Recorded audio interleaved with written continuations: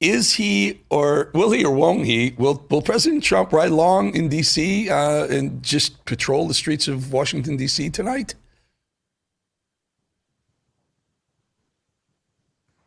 Well, the president did mention this on his radio interview earlier today. But yes, the president, of course, is extremely concerned about crime in Washington, D.C. And so I think it's incredibly appropriate that he wants to see it for himself. This was a campaign promise that this president made on the campaign trail, and now he is delivering, and it's paying off massively. We've had, since this effort started, 630 arrests in our nation's capital. That is 630 criminals that are now off the streets thanks to this president's leadership. And so I'll have you stay tuned, I guess, for how this might take shape. But, the president, of course, lives here. So this is an incredible priority for him. He sees this every day, and he wants this to be a safe space for everybody who lives here and also everybody who visits here. This is our nation's capital. It should be the safest city in the world, not ridden with crime and violence like it is today. It's incredible that the president of the United States is going to do something that even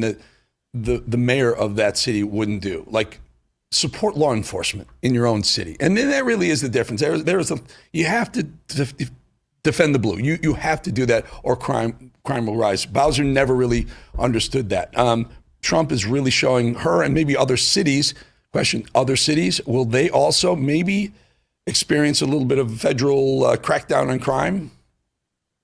I think the president wants to see all cities become safer, and he said he's open to discussing that. But look, he wants all cities to follow the example that he's setting in D.C. Again, this is paying off massively in the form of these 630 arrests, 630 criminals that are taken off the streets. And yes, he wants all cities across the country to be safe. Unfortunately, you've had totally destructive policies by these Democrat-run cities, things like cashless bail and others that actually incentivize people to further commit crimes. And so this president wants to see our streets safer again, not just for the thousands of people who live in our nation's capital and across the country, but for people who visit here in D.C. specifically. Of course, we have a number of tourist sites that people want to visit, and they want to do so safely. It should be common sense that anyone should be able to enjoy all the historical offerings in D.C.